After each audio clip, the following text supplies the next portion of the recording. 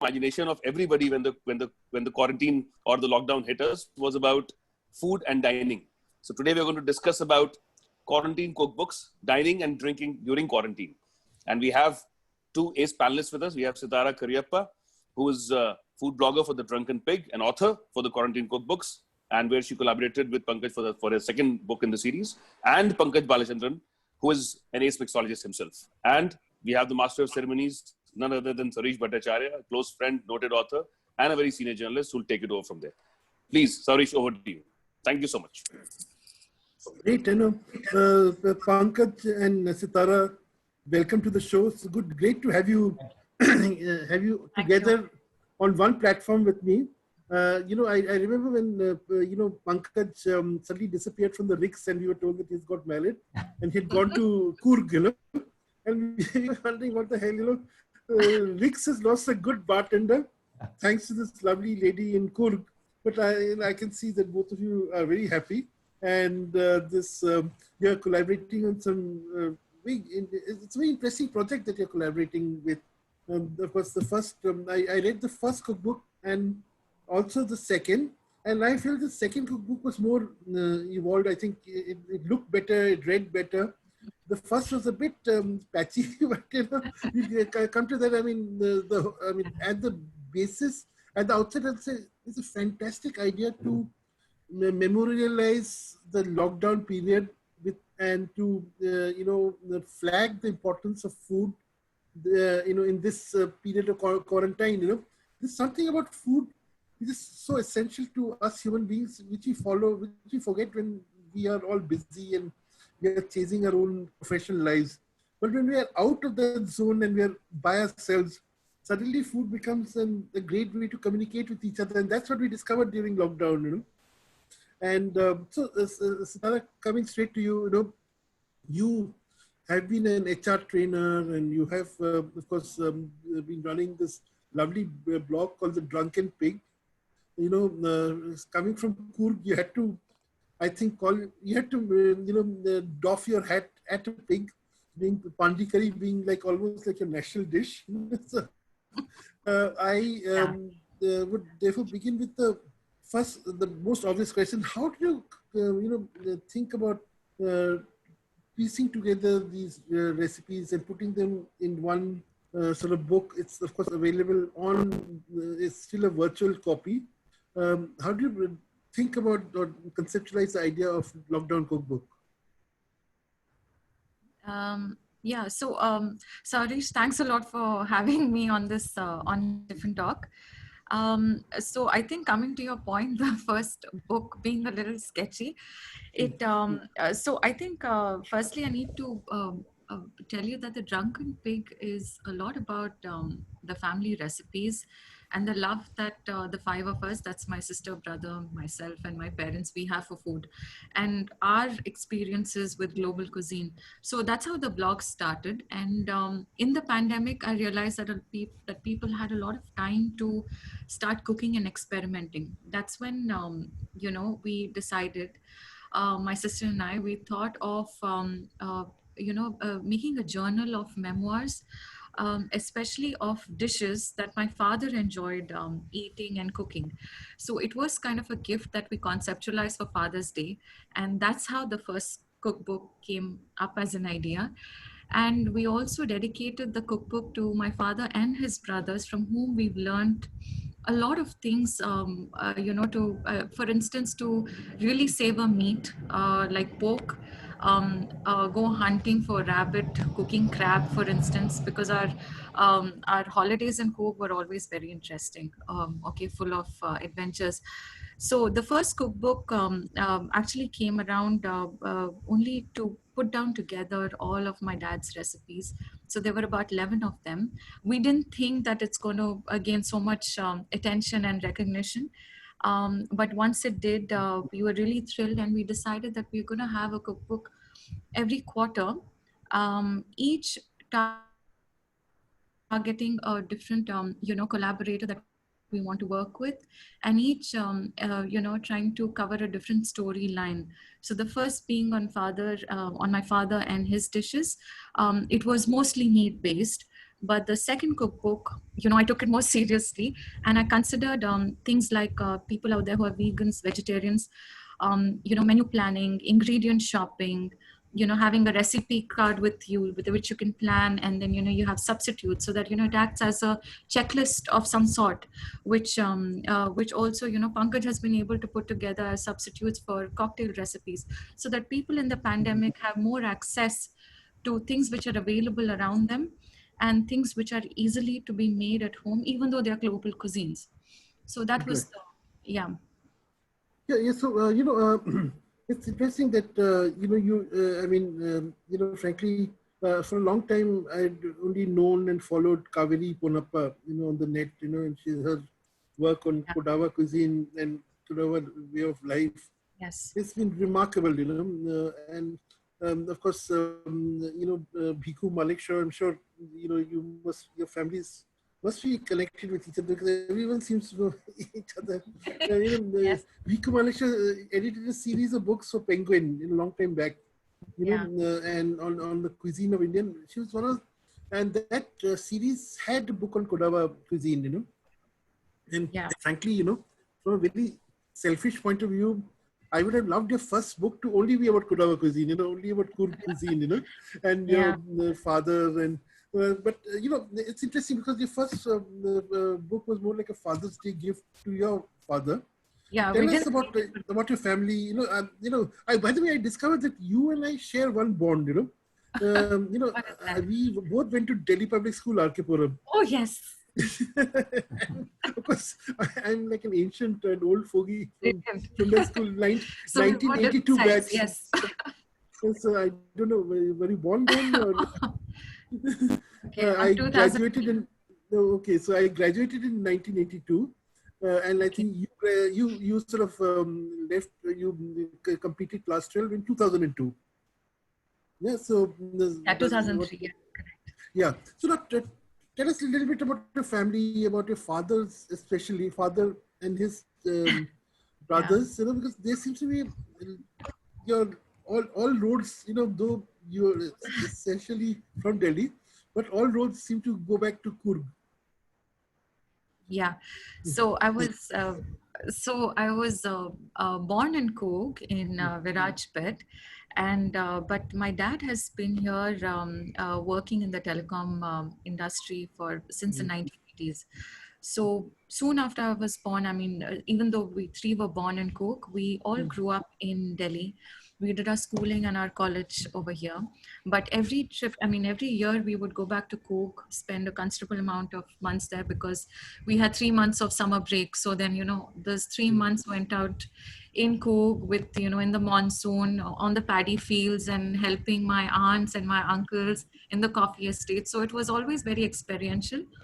And yeah, so my mom, she's a housewife, and my dad, he's been in the telecom industry. My brother, he is a lawyer. He's in London currently, and my sister, she is working in Hong Kong. Wow. So it's and your father grew up in Kurg, or Yes. is that? And are you from the family of Field Marshal Cariappa? Yeah, I'm always asked that a lot, but I think like I'm sure. everyone's indirectly related in some way or the other. I But know. no, That's why. there's no direct relation. Okay, you're not. Okay. Interestingly, because We I only think, we only share the same. We only share the same surname, because yeah. Cariappa is such a common surname in Cook. It's like the Sharma and Oh, Gupta, really? Okay. So yeah, every other It person. can be as common as Sharma. Sorry to put that up there, but yeah. So Cariappa is a very common surname, and yeah, we do get that a lot. Fantastic. So now, it's very interesting that, again, coming back to your first cookbook, I think there's a big story behind it, the story about your family, about growing up in Kurg. I think, I'm sure there's one day I see a book there, sort of emerging,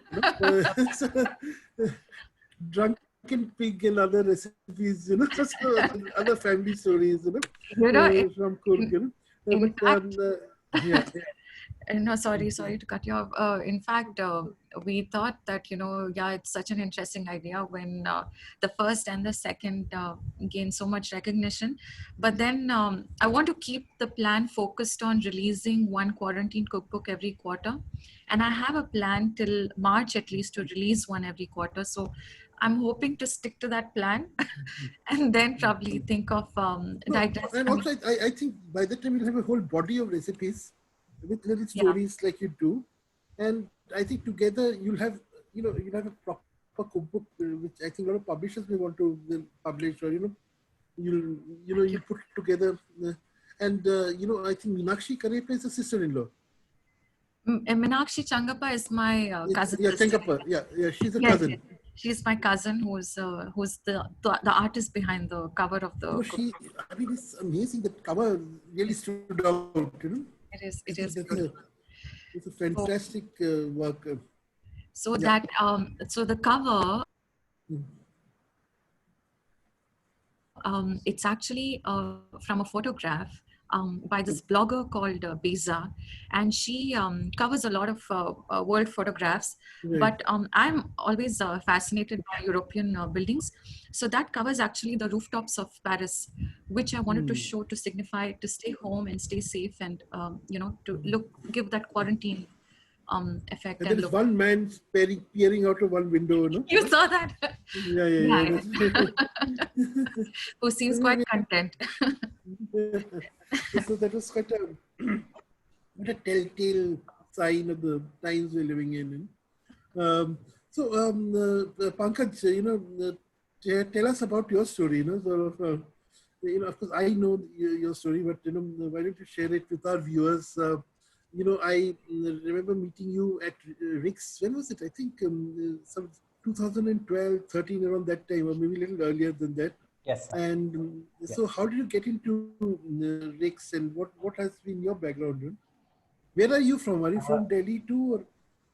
No, sir. So I'm from Kerala, born and brought up there, and I think the first time I left Kerala probably would have been for my college, and I went to the famed Dada Catering College, which is also popularly known as IHM Bombay.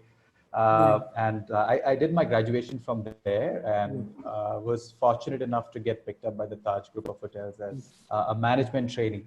And that's how I landed up in Delhi in 2010, mid 2010.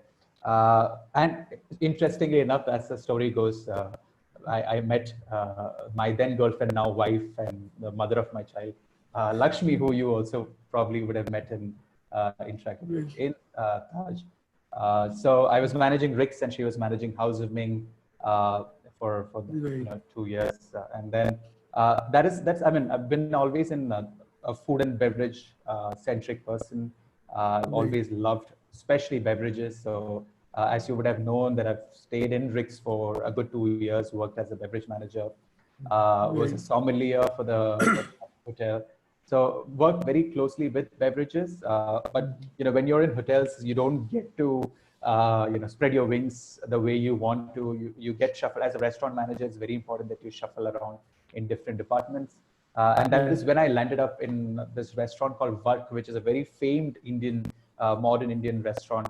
And everything I was looking forward to was hosting these fancy wine and whiskey dinners. Not necessarily serving the food. Where at work. But yes. At where, yeah. And that's amazing that, Hemant Yobora is like... Exactly. Yes, that was a very popular restaurant. Most remembered restaurant. I mean, it's synonymous with his greatest abilities, I think. Very, very true.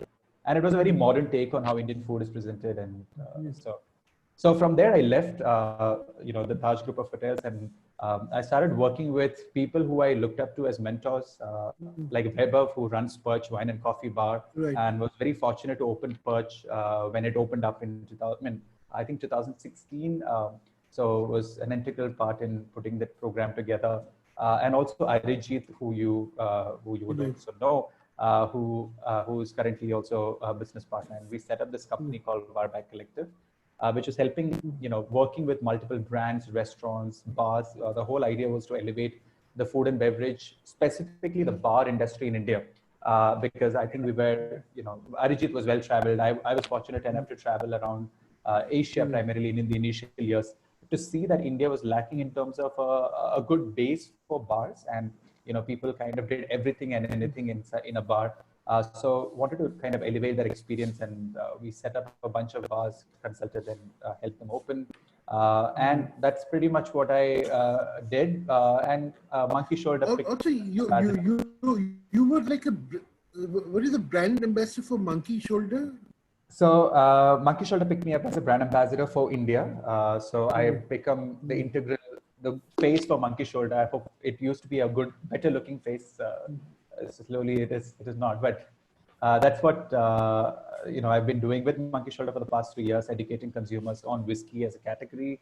The way Monkey Shoulder is, it's completely different from your usual classic traditional whiskey. It is meant to be into cocktails, meant to mix and drink it the way you want to drink it. So the kind of brand identity of Monkey Shoulder kind of gelled with what I love doing, which is to mix cocktails and come up with newer concept and progressive drinks and so on and so forth. Right. So that has been the whole journey, and I still love jumping. I remember because after marriage you sort of disappeared in the south. I mean, no, that was a very short time, sir. Oh, it seemed like a long time. Actually, after I left Taj, I kind of was away from all of the things, because it was opening of the bar and setting up of a new company. So I was not out there and loud I used to be like at the Taj, but then slowly now coming back to the spotlight, I would say. And it's good that now hopefully you'll be launching your own venture in Goa, and with I think the gods of Feni of Goa, the Vaz family. So I think you guys are on the right track. What I especially like about the amount of work you're doing to promote Indian alcoholic beverages. I think it's time. We talk about a lot of Indian products now. We talk about from turmeric to drumsticks. We talk about everything. We talk about pachampalli, for instance. Right? I think I got the name right. The lovely vinegar that you use in cuisine. Pachampalli. Pachampalli, yeah, Pachampalli. So you using Pachampalli. We talk now. Everyone talks about these things. Even 5 or 10 years ago, these are like unknown names. Very true. Very true. Now, for us, a good, sort of Mangalorean food. Our idea of Mangalorean food was, for instance, Swagat in Defense Colony. Till we were told that it's more like Punjabi Mangalorean or whatever. Yeah. So I guess we all have evolved. Now, Pankaj, do you think even the bar world has evolved? Like the food world. What are the new things? I mean, I see a lot of it happening in the Quarantine Cookbook part volume 2. I see all your cocktails come with a twist and a lot of Indian elements in it. Can you talk a little bit for our viewers? Yes, for sure.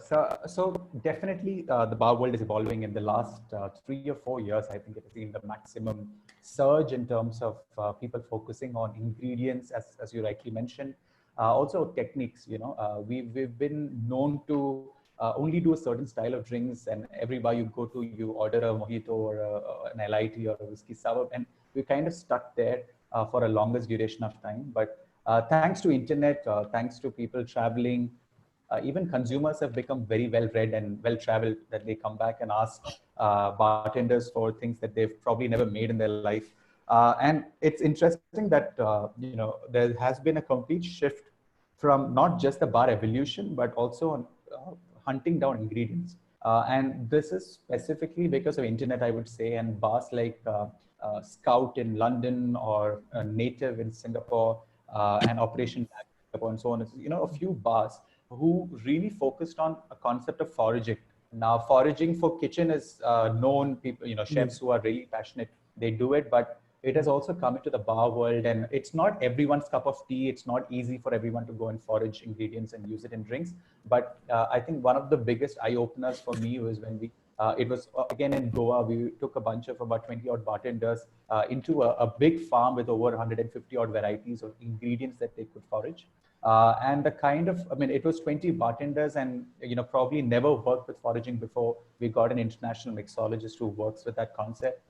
The kind of drinks that they pulled out, with ingredients which has been freshly foraged and replacing your citrus with lime leaves and turmeric leaves to kind of, change around the flavor. I mean, it was mind blowing. And that is when I realized there is a future for, bartenders who really look at specific cocktails. And when we did the cookbook, when I was speaking to Sitara was obviously looking at a lot of inspiration from different parts of the world when it came to the cuisine. And I wanted to have a similar approach by keeping, things, nothing over top, but things that is accessible, because obviously this, this thing that she has collated is for people who are sitting at home, stuck at home, want to experiment with ingredients. So yes, there was a lot of twist onto classics with ingredients that they could probably have accessibility to.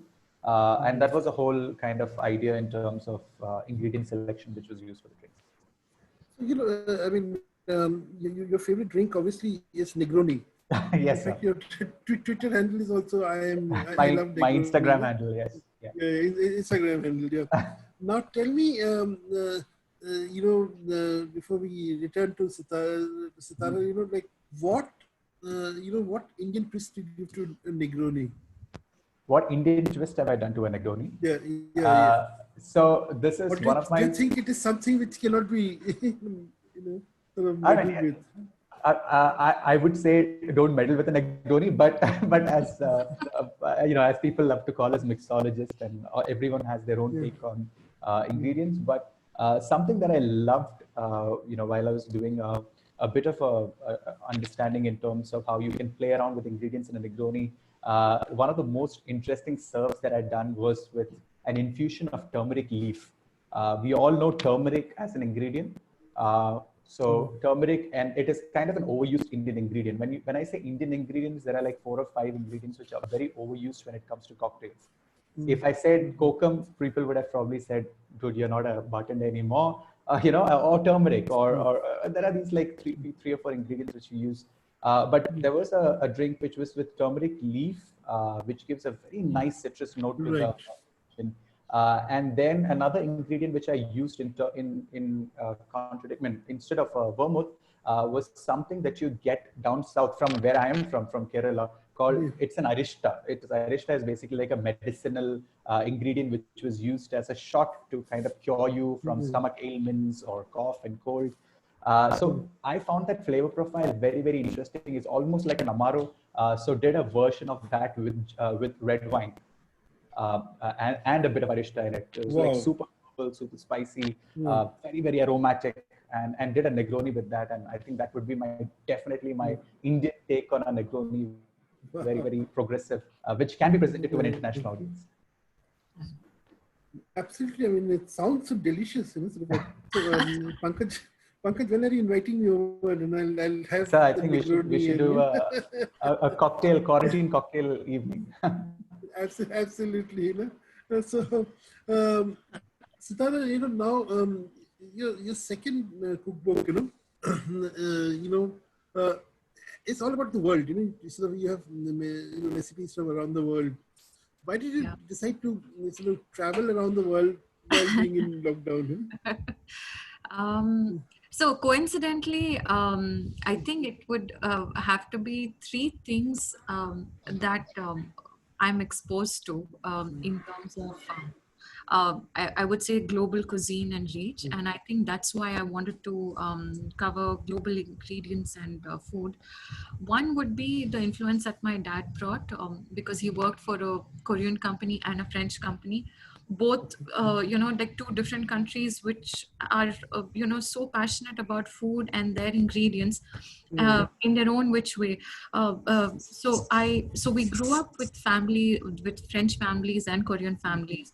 And as kids, when you mingle with other kids, you pick up things like, the language, some words, using chopsticks, and removing your slippers before entering the house.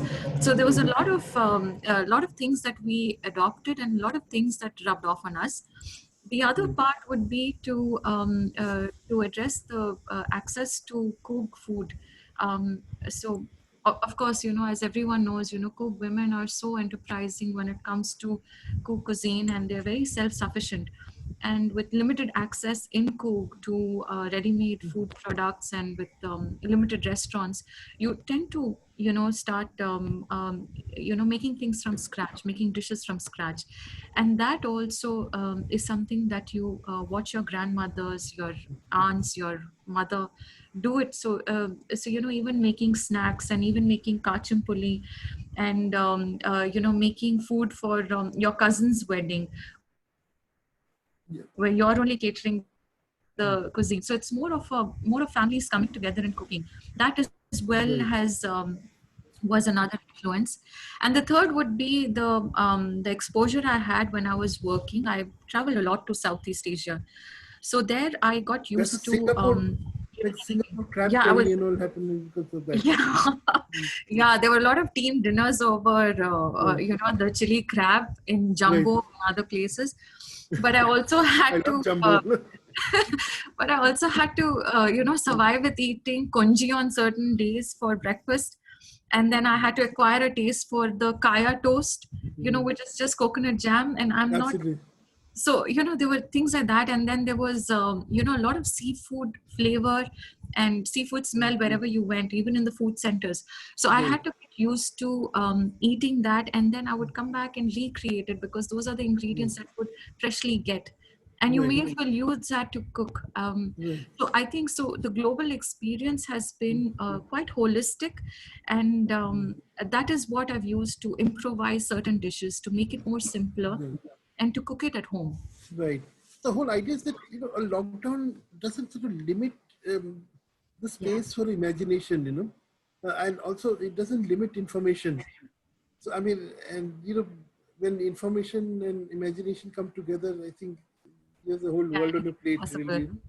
So now, and you've shown that in the second book, cookbook. Tell me, are all these recipes something which you've done at home? Did you cook all this during the lockdown, or you sort of, I have. little jugaad here and there? So, fortunately, I have 3 guinea pigs at home, my parents and my 90-year-old grandmother, each of whom has a different dietary constraint, each of whom has, certain days which are vegetarian. And my grandmother, for instance, she only eats pork fat. Okay, she likes only pork fat. She doesn't eat any other meat. She likes also a lot of mutton. So that's why the Argentinian lamb chops had to happen. My dad loves pork, but my mom loves seafood. So I think that also gave me a chance to kind of become organized, and become very flexible with the cooking, and try to learn how to, not to have any wastage. Because while we all are eating different cuisines, I mean, it's important to even reuse that wastage. So if I'm making tofu, I would like to use tofu in 3 different ways for the next couple of days. And then freezing the food becomes so much more important. So yes, all the dishes were cooked in this lockdown.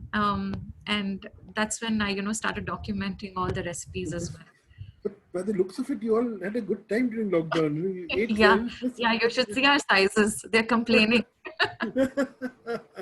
I was also fortunate to get some pandikari after a long time.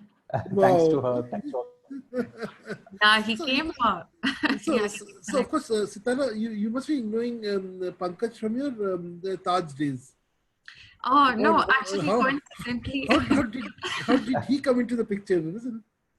So like you said, all cooks are related, right? So I'm distantly, definitely related to Lakshmi, but she's become a very close friend over the years. And that's how, so I knew them from their dating days. Right. And my brother and sister are also quite close to them. So yeah. I mean, it's just like one big family. It's just... Yeah, I mean, I also think that the cooks outside, as in the cooks in Delhi, we're all quite, close and closely knit. Right. So that kind of Yeah, like now another thing, just for because I've been sort of waging this battle against a lot of people, saying that look, they're not kurgis, they're kodavas. Is that the right term to use? Because most people in Delhi Sorry, say keep it. most people in Delhi use the term kurgis to describe you. I mean, Okay. but are you kodavas or are you kurgis? Or So we are Kodwas. kodavas? Kurgs. Yeah. Kurgs is actually the correct term that should Okay. be used, and that is actually. Kurgi is not a term. I mean, it's not.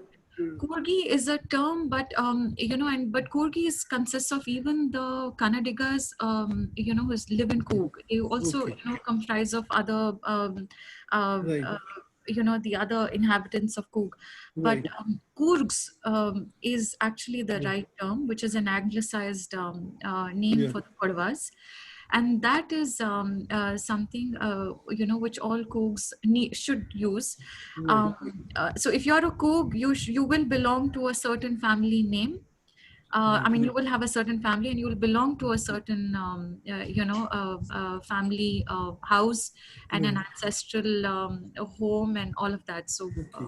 yeah. So So the how Coorgs many are how many very how many important. Kurd families are there today?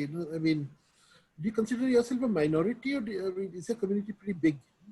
Um, so I would say we are about 5 lakh odd Coorgs. Okay. Um, a little more than that, but I'm not sure.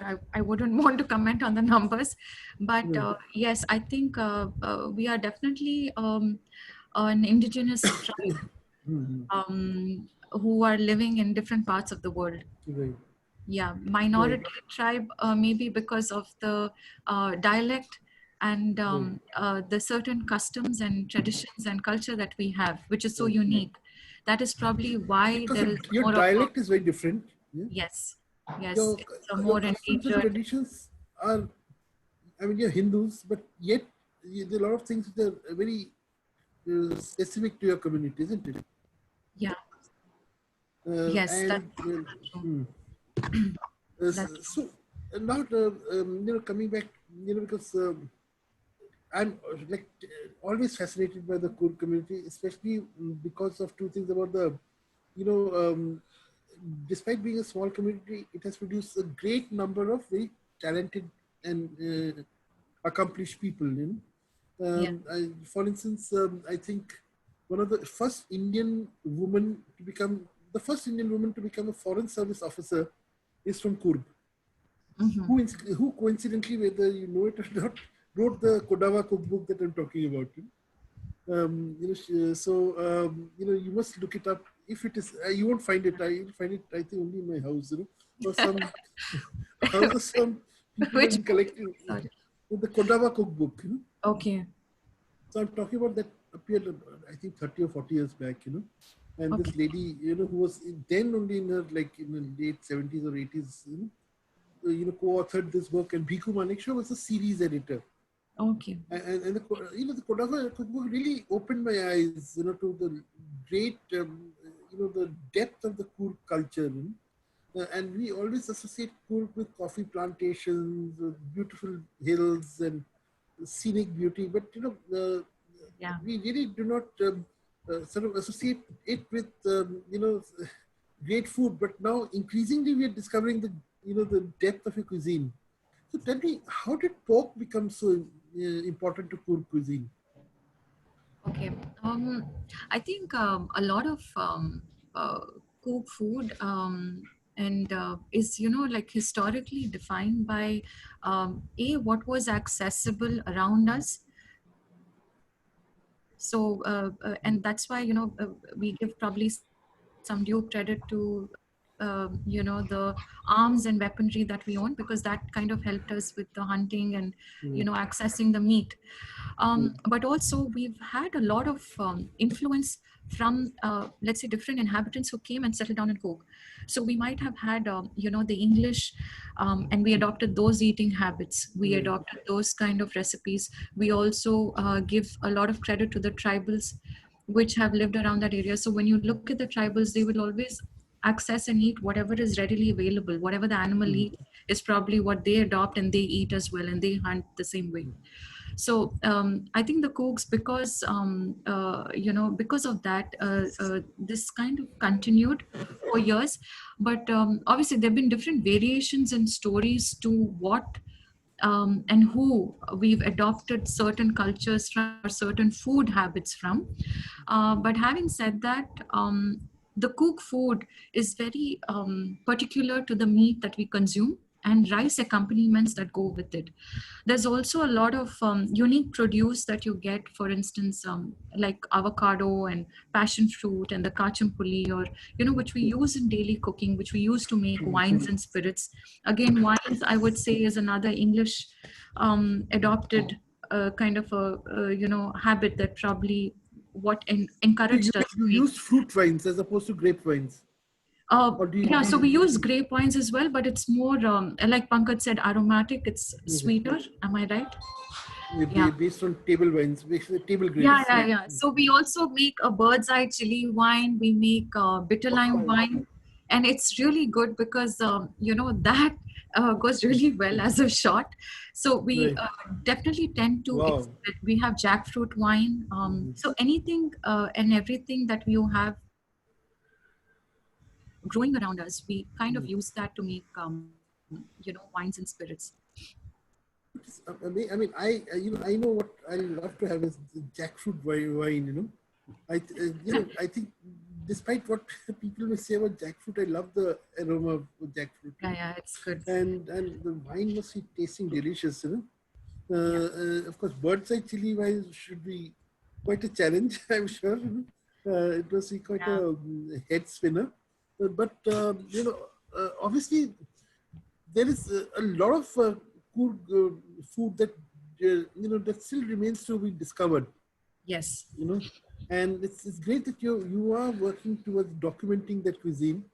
Now, how are you going about it? Are you going back to you're going back to Coorg? You're talking to people who have recipes to share. How are you doing it?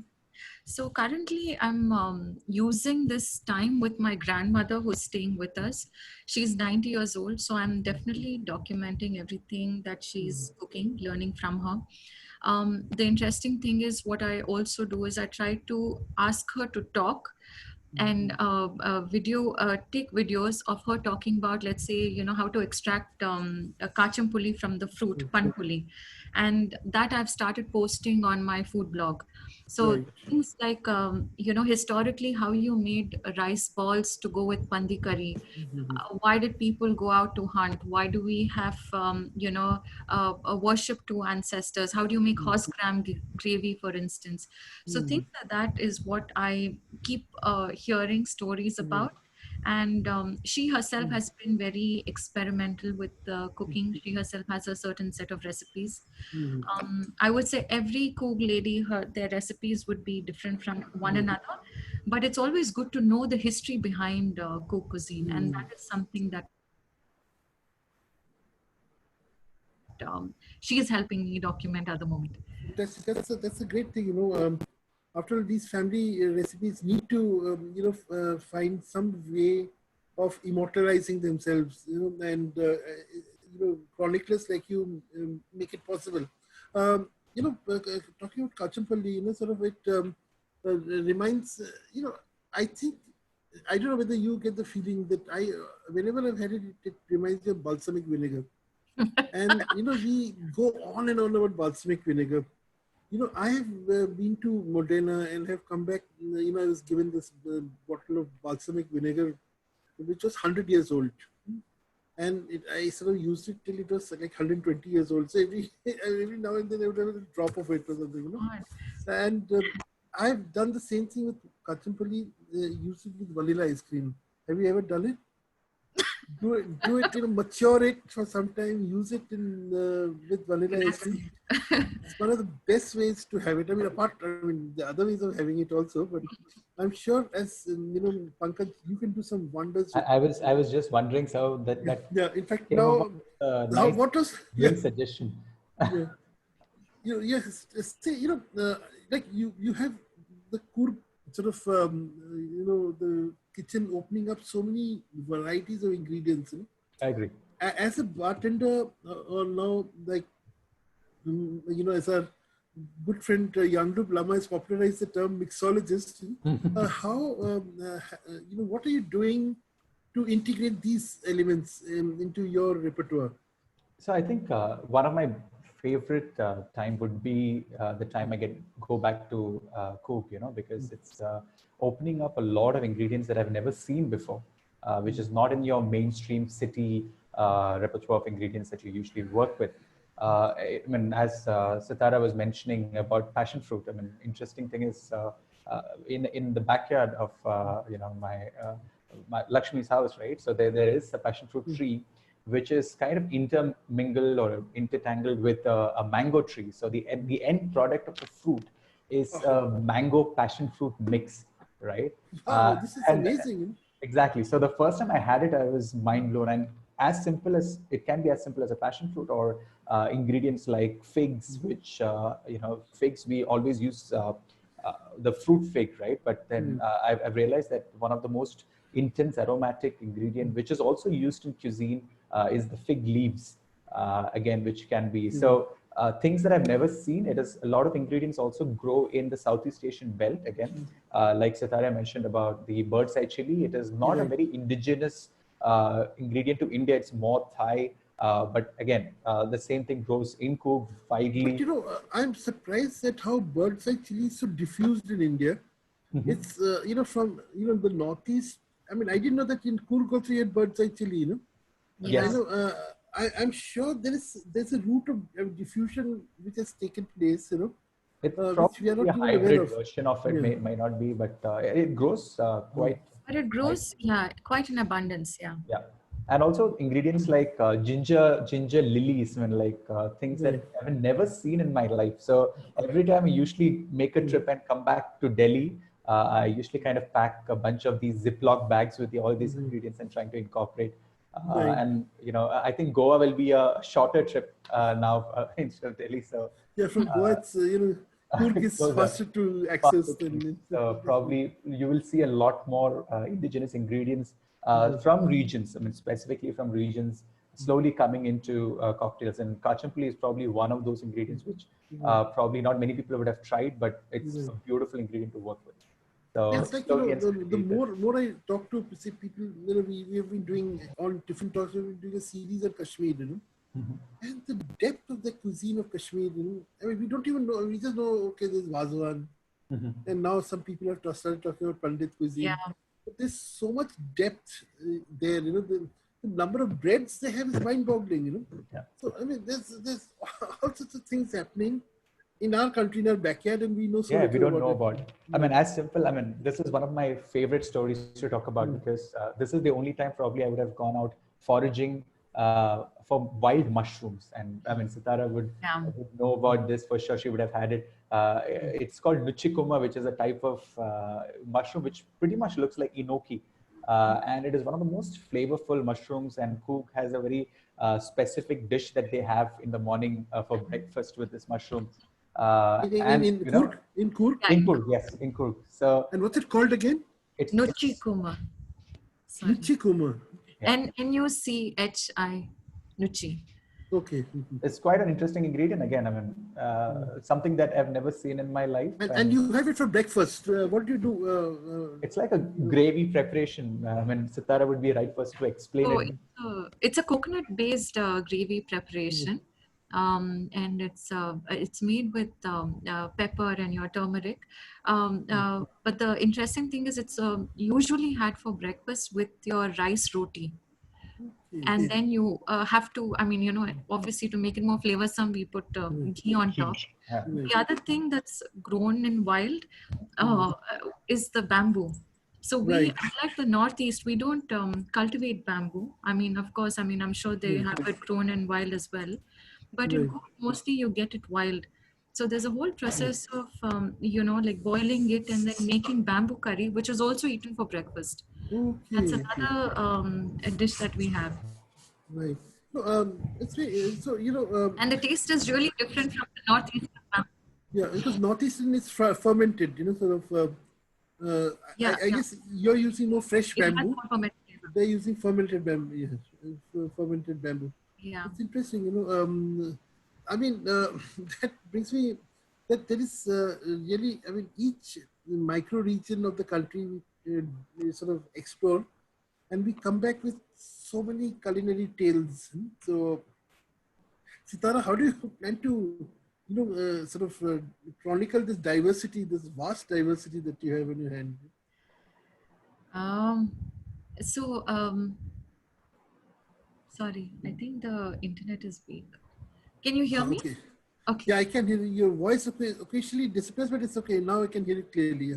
Yeah, can you just repeat the Yeah. No. The thing is, you said? what I was asking is that whenever we spotlight any micro region, and we come back with so many different ingredients, so many different cooking techniques, and Yeah. if you just see the Kurg as a micro region, and you realize that there's so much to be documented out there. So what do you have a plan? Is the drunken pig going to move in a particular direction, and Um, how do you plan to go about it now that you're spending more time on it than before? so honestly, cook cuisine was only a part of the plan, but if I had to document it, I think it would largely be centered around the seasons, because a lot of things are available only in a particular season. And one of the ingredients that I want to mention over here is the madhu sopu leaf that we get, which has about 18 medicinal, benefits.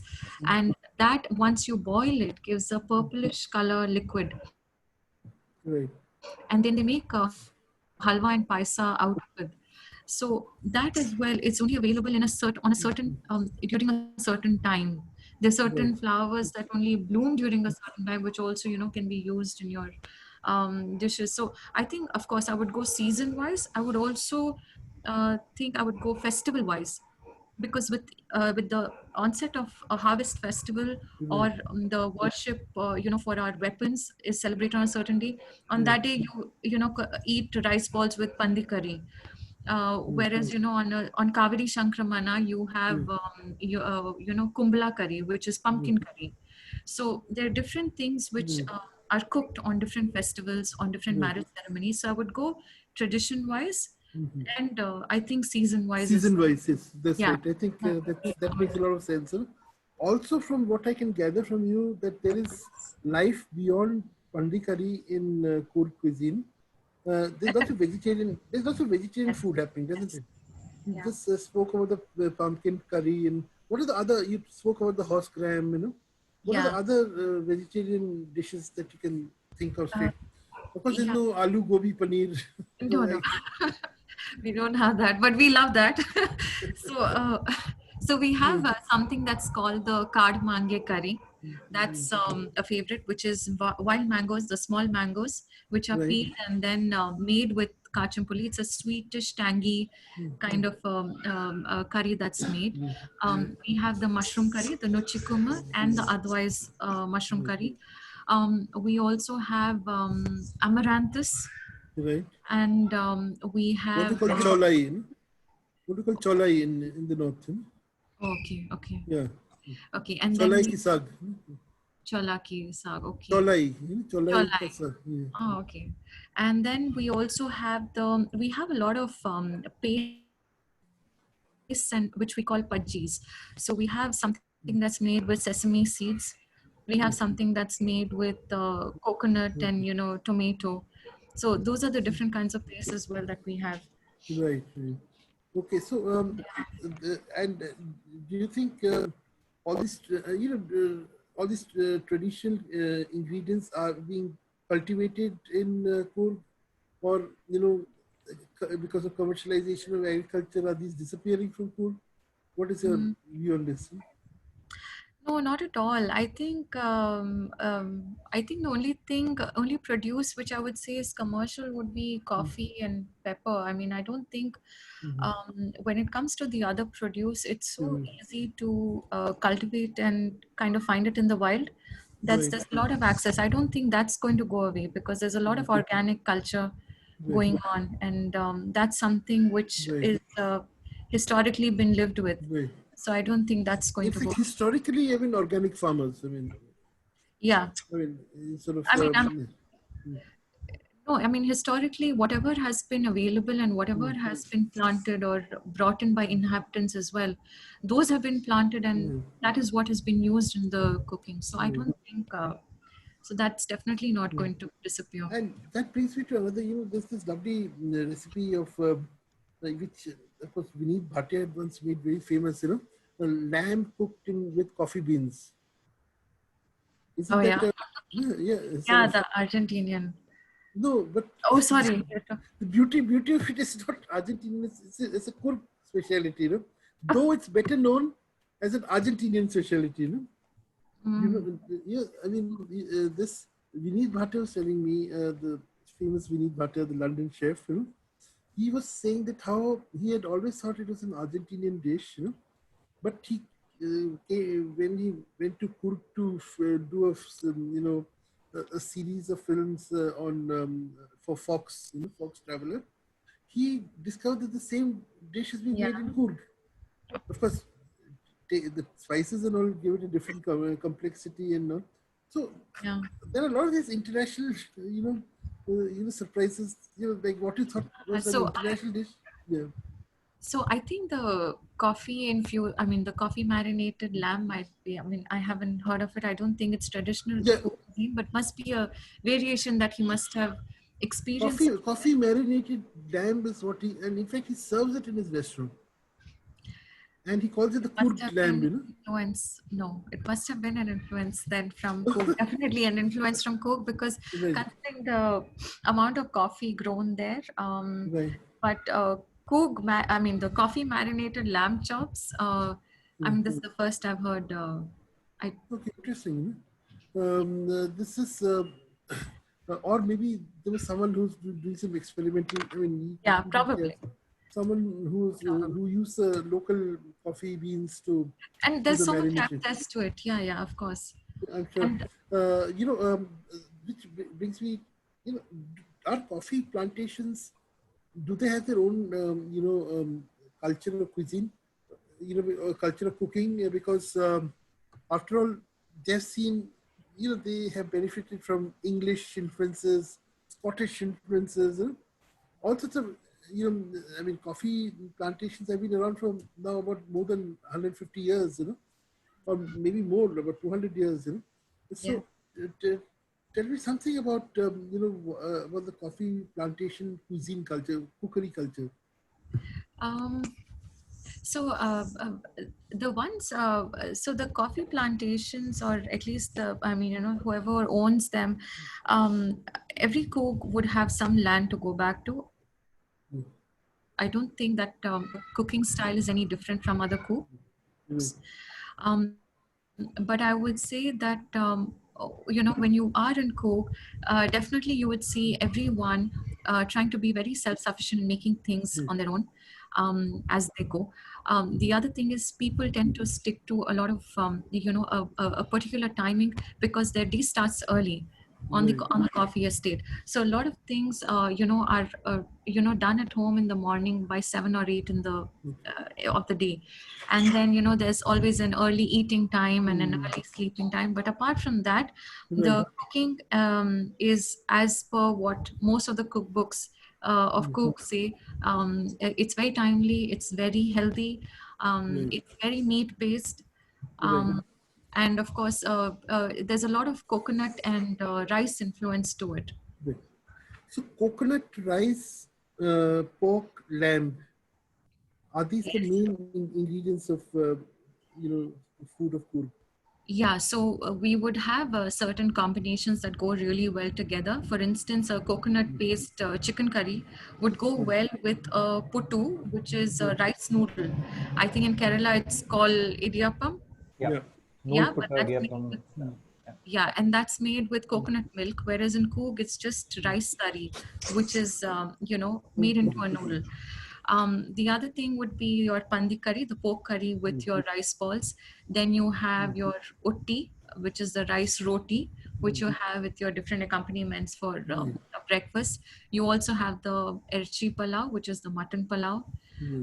There are a few other things which are the kapapkan curry, but each main dish would have a rice accompaniment that goes best with it. and you should serve it with that, Okay. ideally.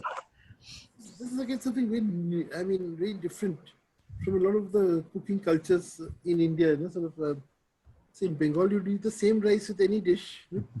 So we also, I mean, I don't know about Kerala. I mean, I've not heard. Of course, Kerala has this culture. You've got appams for something. You've got, of course, plain Yes. rice for something. You've got, puttu and idiyappam. So I think so a lot of inspiration. I mean, I don't know if there's a lot of similarities between north of Kerala and Cook, because obviously they're neighboring. Right. Share this Right. same border, and it is most of the dishes probably it is called differently. I mean, I usually make fun of Lakshmi saying that, oh, you copied it from Kerala. But there is a lot of influence, and it is bound to happen. And Right. another interesting thing that I've observed is, because it is a mount, I wouldn't say a mountainous region, but it is in a higher altitude. The temperatures are fairly lower. There is a consumption, higher consumption of meat and things which will keep you warmer. Gives a lot of, and most of the dishes, and this is from the 5-year experience of spending time in Cook that I have.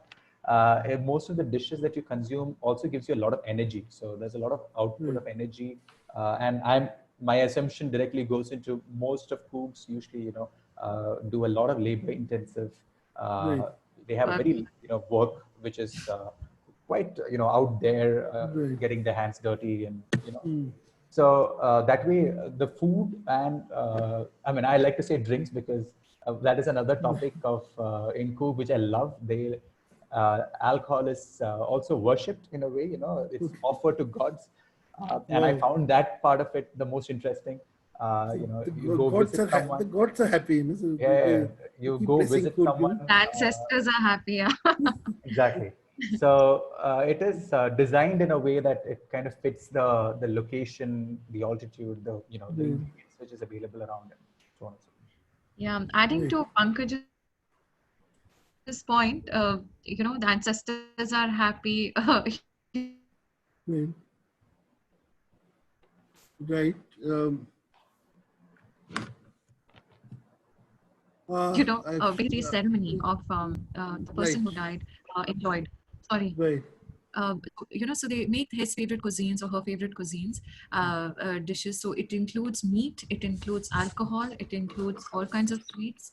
So that way the cooks are much more, let's say, flexible and broad-minded. It's just that like Goa has its Fini, and Central India has its Moha. You've got rice liquor in a lot of states. Does Cook have its own alcoholic liquor? Yeah, so we call it, so, if you go to an Arak shop, you get a few this thing, but rum, there's a particular brand, which I don't know if they manufacture it anymore, but it's called Codes. Oh, yeah, Codes. Codes. Is the company still there? Oh, okay. I thought it shut down in between. Okay. Okay. I don't know. For Pankaj, you're doing it better because I'm just. Pankaj is a Negroni guy. I don't know. Okay, yeah, he doesn't Arid kind of. I think in terms of alcohol, every household has their own interesting wines. I mean, that's what I've seen, right? Like different. I mean, as you rightly said, fruit, different types of fruits which has been used to make wine, and also the grape wine, but. I've been fortunate to have tasted so many wine which is made from either banana or amla, which is our Indian gooseberries, to the nutmeg fruit, the fruit of the nutmeg plant, which is the softer, fruitier part. So I've tasted so many different varieties of wine. I don't think I've not seen a country liquor. If it is there, I really have to go and explore for sure. Right. I'm sure you guys will all put your creative hats together and come up with some, in fact, for Lockdown Cookbook 3, you must do something with the wines of Cookbook, of Coorg, I'm sure there'll be a lot of excitement about the passion fruit wine or the jackfruit wine.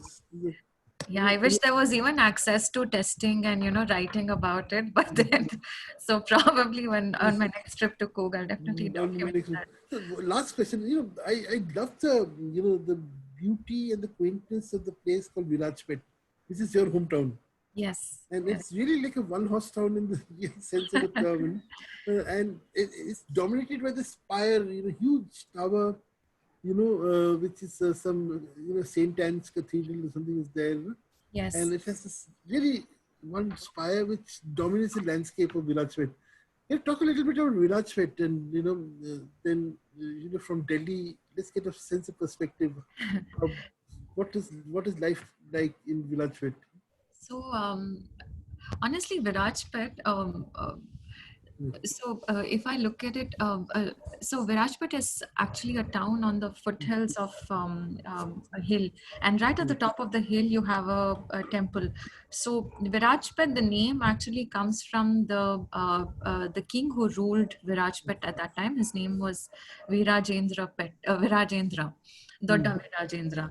And Pete means town or small, a small township. So Virajpet comes from that name, but he actually, homed a lot of these, fugitives who came from the Tipu's, conquered dominions. So there were a lot of Roman Catholics, there were a lot of, Mangaloreans, there were a lot of Right. other Muslims and Hindus. So Virajpet is dominated by a lot of these aspects. Okay. That's why the cathedral as well, it's around 230 years old. Right. But Virajpet is such a busy town that in the center Right. of it you have a clock tower. And Right. every day, even if you cross the town, you can smell coffee being roasted in the mills. So, Okay. there's this beautiful smell, and it's a weird smell as well of coffee that you smell Right. throughout the town. And then you have a fish market down the road, and then there's a mosque somewhere, and Right. then Right. there's a busy the administrative offices. So it's quite a busy town in itself. And one important thing which we've adopted from the British culture is the siren that rings every day for 3 times a day. So in the morning when you wake up, there is one which Right. is at 8 o'clock, there's one Right. which is at 12, and one which is at 5. So each marking the time for when your school is over, or when the Right. office is over and you have to break for lunch. And that Right. siren you can hear in every part of the house, no Right. matter Right. where you are in Virajpet town. Right. So yeah, so the town is very pretty in itself. Right. And it's going to feature more often in your cookbooks, I'm sure. I hope so. Yes. Okay, well, thanks a lot. I mean, I think it was a great learning experience. Learned so much, and I feel it will be the beginning. Your book will be like the beginning of people understanding more about Kodava cuisine. But they'll also understand, the power of food as a means of communication, especially when we are living in isolation from each other. I think it's your the two lockdown cookbooks or quarantine cookbooks are a tribute to this ability of the human spirit to reach out to others, even in the most difficult circumstances. And food is one of the ways in which one human being communicates to another. It's really good. Thank you. I hope I'm really looking forward to the third cookbook being more interesting, more exciting than the second, which already is so much to read in it.